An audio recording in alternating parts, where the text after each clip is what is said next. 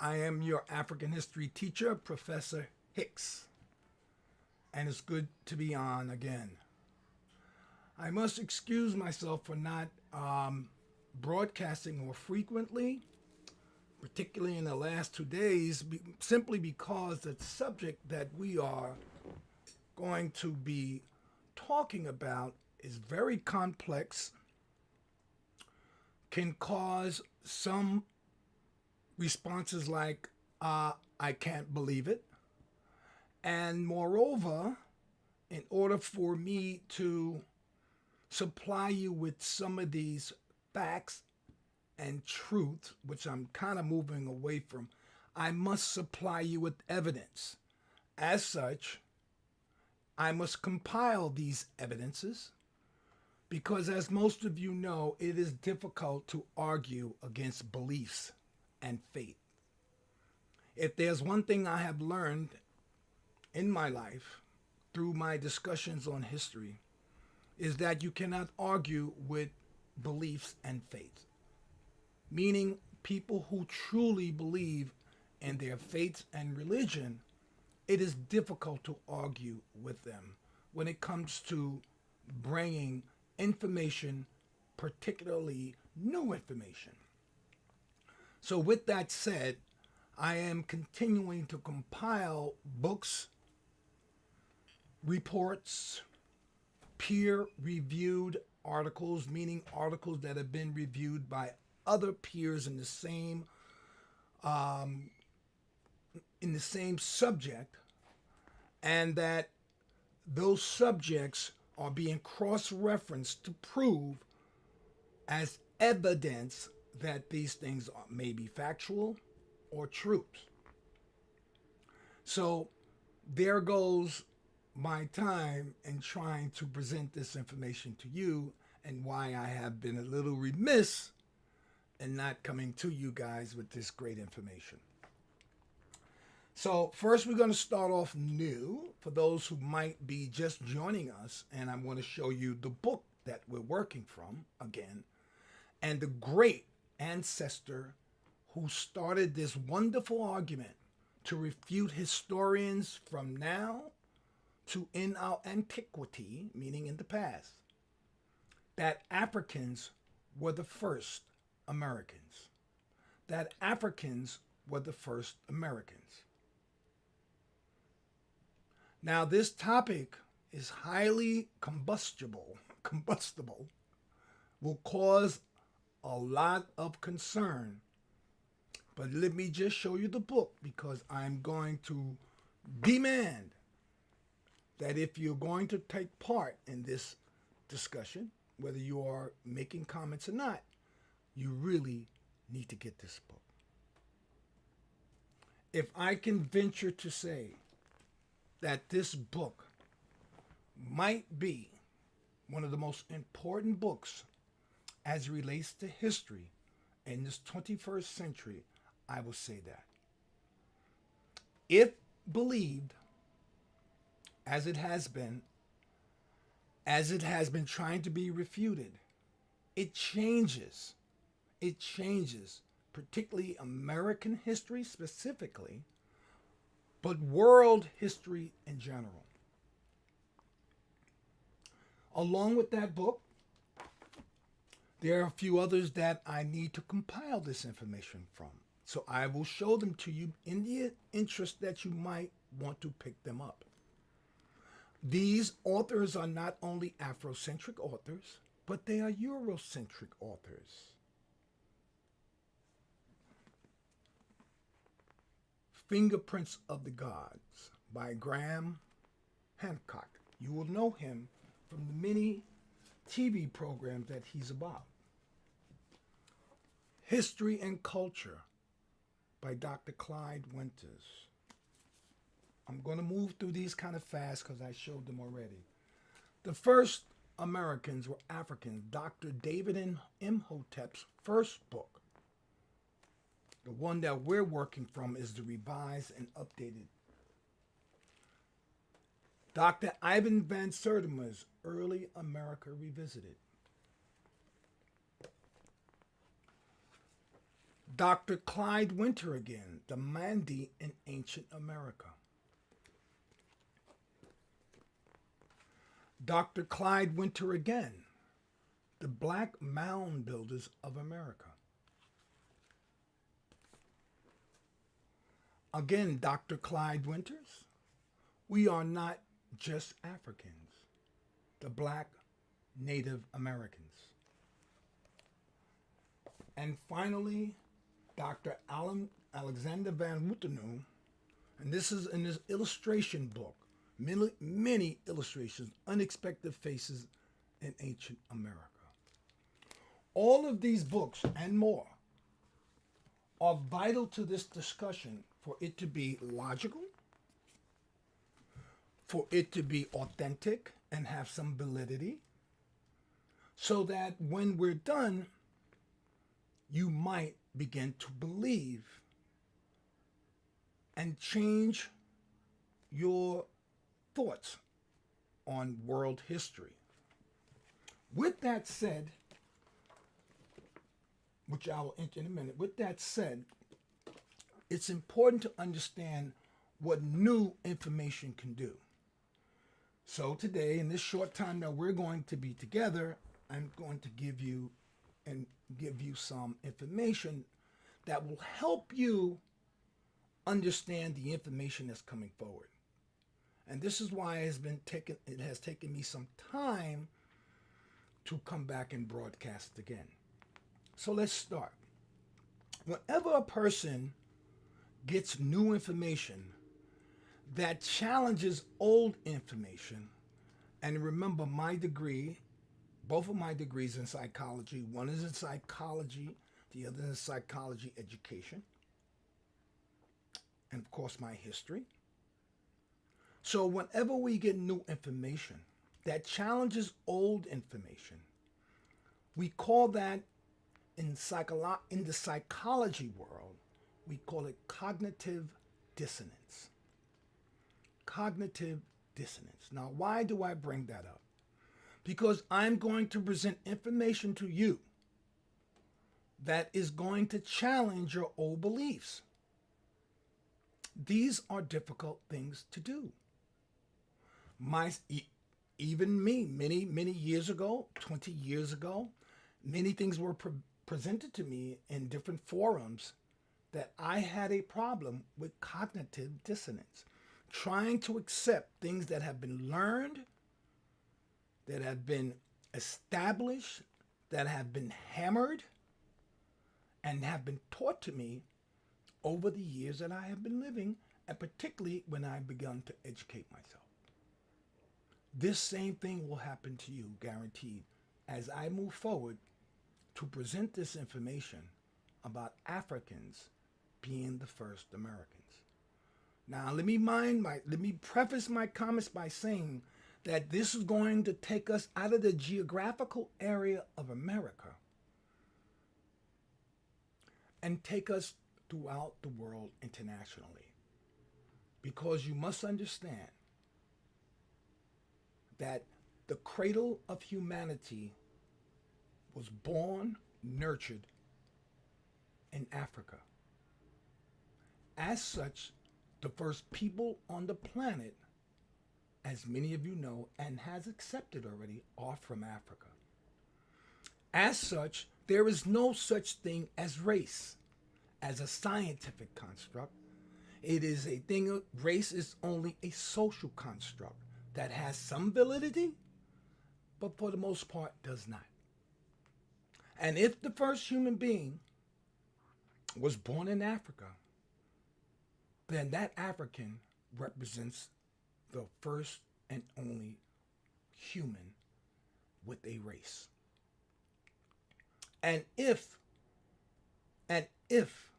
Africans were the first race on the planet, it means that at some point in time, the only people on the planet were people from African descent.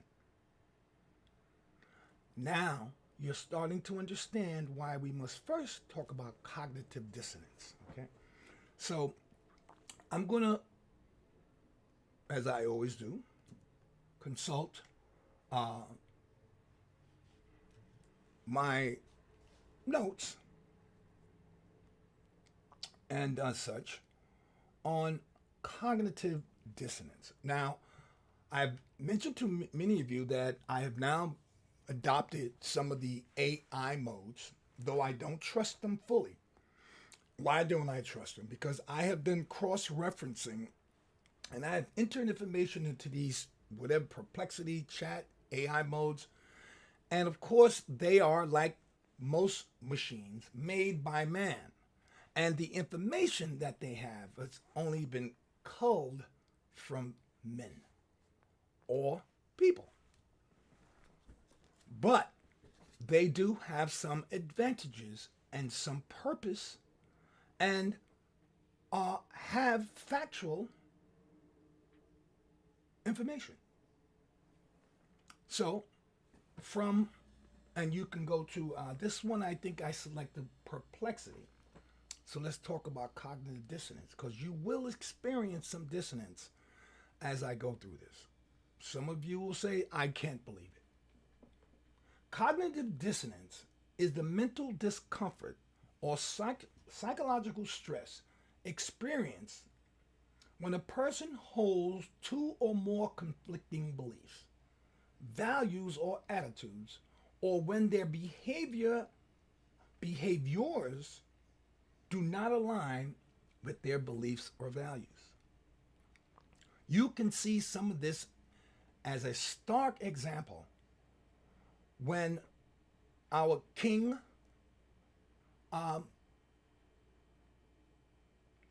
began to arrest, incarcerate many of the people who supported him, particularly those people of color.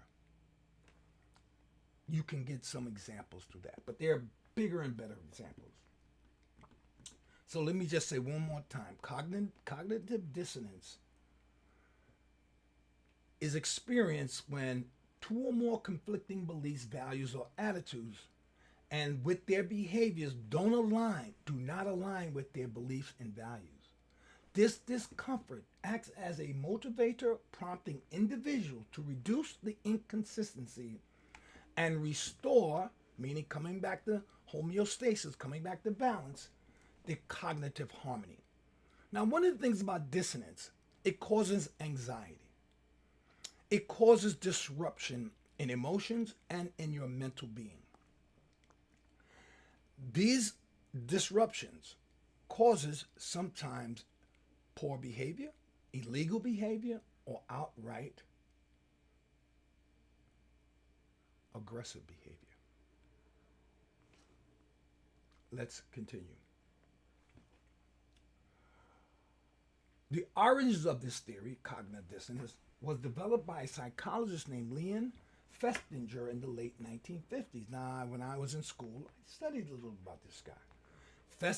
Festinger observed that people strive for internal consistency, meaning people strive to feel good. People strive not to have inconsistencies in their lives. Ergo, no anxiety. Ergo, being able to think and live comfortably. When they encounter conflicting cognition means to think. Cognitive is thinking. Thinking, cognitive. When they encounter conflicting cognitions, it creates a drive to resolve that inconsistency. Yes, no one wants to live with anxiety. That's why people smoke. That's why people have sex, to relieve anxiety. But that's another story. It creates a drive to resolve this inconsistency and sometimes leads to attitudes or behavior changes to reduce this dissonance. Classic studies such as Festinger and Carl Smith in 1959 experiment demonstrated that individuals may change their attitudes to justify actions that conflict with their original beliefs. So I might change my attitude to be more acceptable of the belief, or I can change my attitude to become violent and to refute, challenge, or oppose those beliefs. Common examples. All right, I'm going to stop this in a minute, but just give me a person who smokes, knowing that smoking causes cancer, may experience cognitive dissonance, prompting a change in beliefs about smoking, risk, denial, or rationalizing behavior.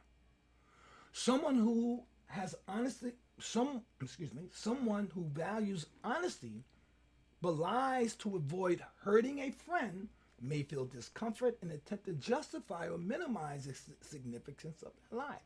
Cognitive dissonance. Remember, cognitive dissonance is always trying to relieve itself of anxiety, to come back to homeostasis or a balance so that the human being can continue to perform its duties, like work, like live, like socialize.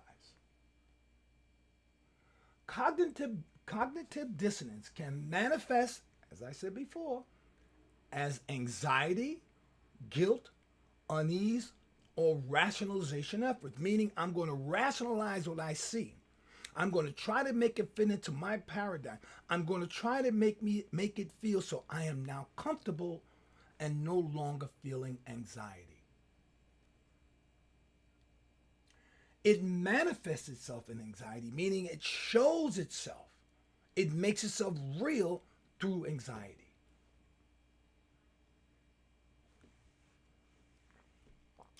It changes the changing one of the conflicting beliefs. It tries to change one of the conflicting beliefs of the two. Acquiring new information, like we're going to embark on. Acquiring new information to support one side or the other. Or it can minimize the importance of one of the information to reduce the conflict and the anxiety that you feel. Cognitive dissonance is a fundamental aspect of human psychology that underlies persuasion, decision making, attitude. It explains why individuals may avoid contradictory information or adjust beliefs to maintain self-concept, your self-concept, who you are, to reduce anxiety. So I'm going to stop right there because I think if you don't get it, I'm sure based on what I was explaining, some of you have witnessed, have experienced this cognitive dissonance. So why do I bring this up? Cognitive dissonance causes agitation.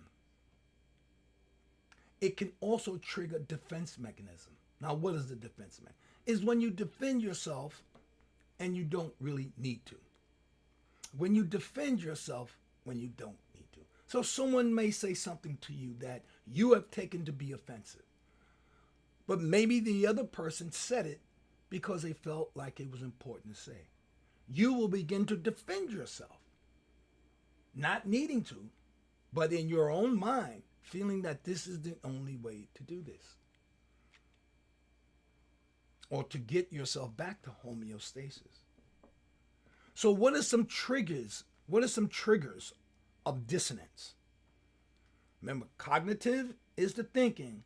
Dissonance is the feeling and the rationale that you're trying to get back to. Belief system. People who have very strong beliefs in religion, when told new information, triggers some form of anxiety. Faith.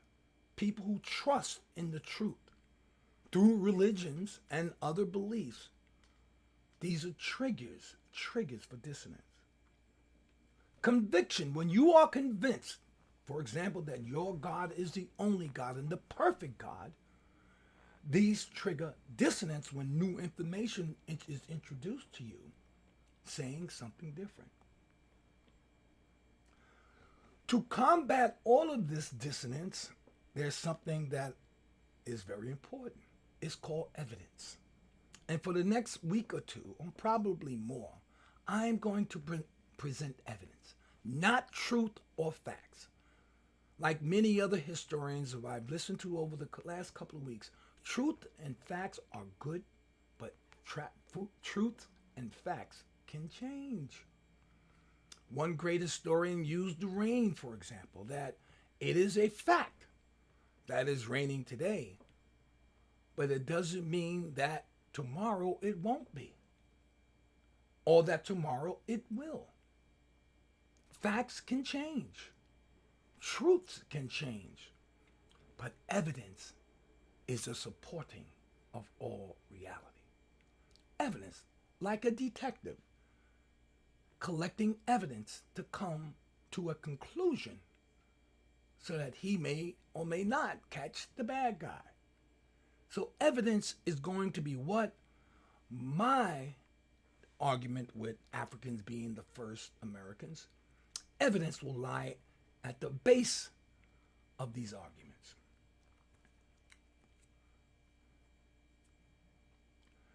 Now, I'm going to mention some terms to you, but the first one I'm going to mention to you is paleo. Paleo, Paleo. It simply means ancient. Paleo.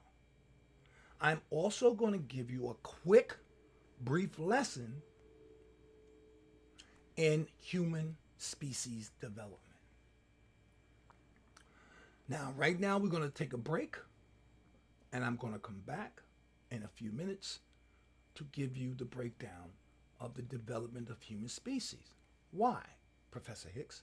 Because in order for you to understand this information and to accept it and not get clouded by dissonance, you should know how the human species called Africans developed and where.